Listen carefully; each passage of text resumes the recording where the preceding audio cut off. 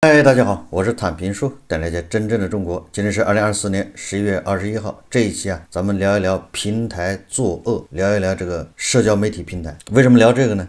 是因为最近在什么江西赣州的一个什么活动上，前不久新晋的中国首富农夫山泉创始人钟闪闪先后点名或者咱们用时髦的词吧，叫炮轰前首富詹一鸣和另外一位前首富黄峥。你看首富之间干起来了，神仙开始斗上了。所谓何事呢？就是因为这个平台，钟闪闪炮轰詹一鸣，他说今日头条你是实际控制人，同样你是盈利性企业，你是一个有着足够量掌控舆论的平台企业，因为这样的背景，所以请你承担企业文明的规则。提到拼多多的时候他说互联网平台让价格体系下降，尤其是拼多多这样的价格体系，对中国品牌、对中国产业是一个巨大伤害。今天咱们就聊詹一鸣，聊抖音这个拼多多放在别的节目里面聊，我们只聊这个钟闪闪炮轰今日头条，炮轰这个詹一鸣。大家看视频把网络变成一种技术算法，变成一种玩弄民众智商的游戏，这是不可以的。这不仅仅是破坏了我们这个文明国家的法律体系，也造成了对我的企业和我个人的伤害。我们是一个文明社会，文明社会不仅仅要强者孤勇，还要保持弱者无屈。盈利型的平台企业必须承担其法律责任。社会的恶是上层的有知识的人产生，不是底层老百姓。底层老百姓仍然是受害者。那些天天在骂钟闪闪的人，他是一个受害者，他跟钟闪闪是一样的。他因为不了解情况，他以为资本家赚了他的钱。钟闪闪呼吁，他说算法应该明白无误的公布于众。他在19号晚上交流的时候谈及这个算法问题，说有人利用了算法屏蔽了很多角度来的消息。他认为这个部分平台企业依靠搞对立，打造反面角色获得流量。互联网的强者必须约束自己，若破坏约束所有人的规则和准则，随意的使用平台手中的权力进行伤害谣言的传播，不实的报道，不全面的断章取义，尤其是用信息的金钱来赏赐，这样的负激励会给社会带来更大伤害。这是现代技术在互联网上实施野蛮人的丛林法则，以强欺弱，霸凌弱小，不仅是一种强权企业对文明的戕害，同样也是对人类技术文明的亵渎。这个钟闪闪他还喊话这个抖音、今日头条是吧？不要以所谓的避风港原则对文明的行为进行搪塞，请立即删除对自己的负面形象。钟闪闪还说贴上小胡子扮成日本人，这种污蔑是非常伤害人的，请今日头条或抖音出相关言论，停止对一个中国公民的侵害，因为这种伤害的时间已经不短了。谣言的传播者和制造者在国际上，在文明的标准线上是同罪的。这个钟闪闪他还举了个例子，今年7月份这农夫山泉还有娃哈哈风波说公司的水里面有某种物质的时候公司立刻对香港的消委会发出了历史的诉讼，请律师跑到他们那里去，因为我们知道他那种规则谣言的传播者，你即使是个官方组织，你对我产生了伤害，你是一个不实的事实，你就必须与谣言制造者是同罪。在这样的文明系统里面，他们立即做出反应，所以这一事件误解就马上过去了。然后这个钟闪闪他还举例子他说一个生产制造企业制造出来的产品不合格，销售者给自己的同样是要承担在咱们国家法律责任。什么意思？你比如说咱们前几天说的良品铺子吧，他是委托别人加工的，人家加工的那个企业那个产品里面就没有红薯粉，这不就是对消费者是个伤害吗？那生产企业担责任，你良品铺子就是销售的品牌方一样也要担责任，甚至你品牌方担的责任还要大，是不是这个道理？钟闪闪这么说很有道理谣言的传播者，对吧？那些 UP 主或者那些网友散布传播谣言在网上，你平台当然要担责任了，同罪。钟闪闪还说你用你的流量来盈利，也就是用你的流量来制造你的产品，这就是你的产品，因此你必须对你的产品承担起法律责任，承担起人类文明的责任，有组织的以引流限流，把网络变成一种技术算法，变成一种玩弄民众智商的游戏，这是不可以的。最后啊，这钟闪闪向张一鸣发出了期待道歉的呼声，希望张一鸣、抖音平台、今日头条对其个人的谣言伤害和其他的有过伤害的媒体和自媒体对其进行道歉。他表示自己在等待你们诚恳的道歉，我会一直等待。这个就是钟闪闪这个首富要求前首富赵一鸣道歉。经常看我节目的网友知道啊，我这个批评抖音平台那不是一次了。我记得我从刚做节目开始就开始批评这个抖音平台，这个抖音平台十分邪恶，它的邪恶之处不仅仅是说纵容这些谣言的传播，当然了，国内其他平台都有这种现象。按照钟闪闪的说法，他们就是为了流量，对吧？为了流量就不惜这些谣言，任由他们传播。而且钟闪闪不敢说的是，这些谣言呢，它也是某一方面的谣言，它对信息传播啊，它会分369等，哪些信息是安全的只要是安全的信息，管它是谣言还是什么，平台会任由其泛滥。它的邪恶之处就在这儿，它制造不公平。说简单一点，就是夹头这样的言论，那就是大行其道。你对夹头的生意，那你没有流量，而且会限流，甚至说你是造谣。我经常直播啊，我会把抖音还有国内其他的平台同时打开直播，别的平台都没事，但是这个抖音平台就一会儿一个警告，一会儿一个警告，在钳制舆论呢。你不管你说什么，所以我说抖音这个平台非常邪恶，邪恶就在这儿。你看钟闪闪无脑攻击农夫山泉，他根本就不限流，也不警告。但是啊，你说俄罗斯不好，你说普京怎么样，他马上立马警告，我的抖音直播权限永久关闭，永久封禁啊！因为我说抖音它以后一定会负责任，未来啊一定会遭到清算，越来越多的人会反对抖音。张一鸣这个人亦正亦邪，看钟闪闪让他道歉没毛病啊，应该道歉。我们的人工智能什么 AI， 那字节跳动啊，全部用在审核上面，你的高科技都用在这儿，这么多抖音上面直播带货的卖假货，什么小杨哥，什么东北于姐，一大堆啊，他们都受到了惩罚，怎么抖音安然无恙呢？为什么他一点问题都没有？因为这些人卖货，他的收益，那抖音他也是有收益的，是带他分的。那为什么这些人受到惩罚，而这个平台安然无恙呢？大家都知道啊，我对这个舆论呢，对很多社会现象涉及到平台的，我一般的啊，按照负的责任的重要性，我认为平台他要负的责任排第3位，排第2位的是有关部门，名字我不说，大家也知道。所以如果我们老盯着平台，似乎啊也不公平。但是啊，国内那么多平台，就抖音最邪恶。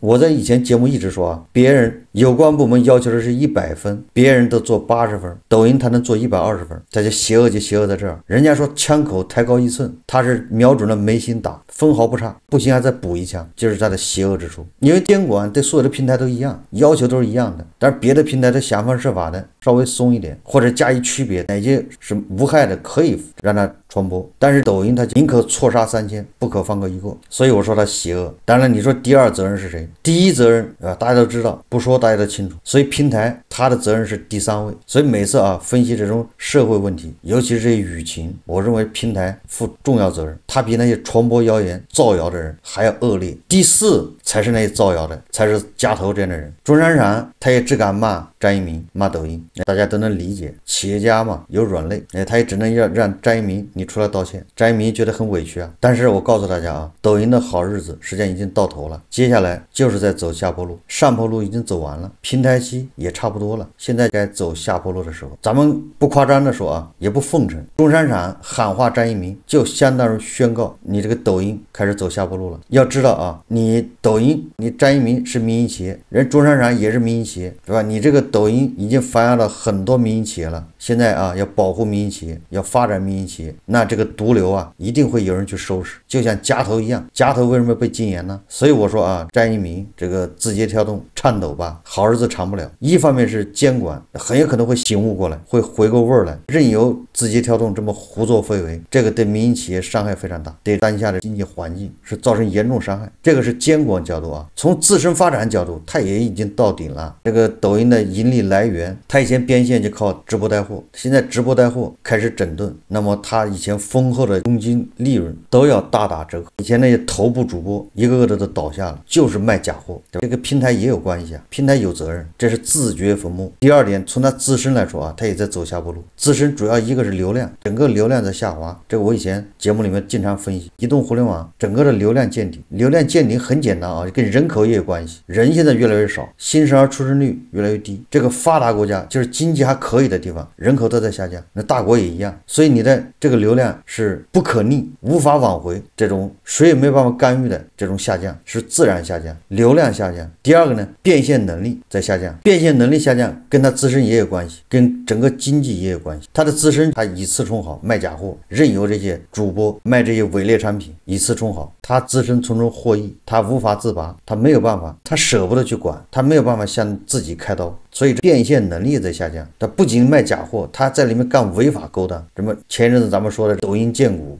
你泛泛的说什么股市不怎么样，对吧？直播的时候啊，一说到股市不怎么样，你就泛泛的谈谈股市，他反而警告你。那些在里面荐股的反而大行其道，你说这个是不是叫邪恶？你直播的时候你就要提到股市，他警告你。那些抖音荐股的人他是怎么荐股的？他怎么直播间里面？所以我说他邪恶呢。你提示股市风险的，他反而封杀，给你各种限制。为什么呢？因为他带不来钱。实际上这就是叫目光短浅，自掘坟墓。中山厂让这个张一鸣道歉，实际上是因为这个抖音对他造成了伤害，抖音没有去干涉，任由这个事态发展，任由谣言传播，助纣为虐。但是我对抖音的批评啊，我认为出于一种公益啊，所以说这是第二个，他自身也要走下坡路。第三个就是任何一个企业到了平台期，要么你二次革命，这种企业我很少看到能够二次革命成功的。到了平台期啊，就无法避免的自身各种病就出来了，大企业病，各种腐败，各种内部管理问题，各种内控问题都在日积月累，最后啊只能滑向堕落。你大企业都这样，不要看他现在还能赚多少钱，他现在盈利能力还很强，但是掩盖不了他已经在走下坡路这个事实。最迟2026年字节跳动就要开始大裁员，甚至明年就开始，晚的话2026年，这个是不以人的意志为转移。实际上我对抖音平台要求不高，人家做80分，你做85分可以理解，因为你大，你对安全的要求更高，那你做90分也行，你没有必要做120分。这个抖音它是主动所为，某种程度上它是邀功。我能理解啊，这些社交媒体平台不容易，你比如微博经常遭罚款、遭处罚、遭谈话要整改，对吧？还有其他的平台都一样，但是恰恰啊，越要求整改，越能遭到大家的理解和同情，还有尊重。当然这一切都是相对而言，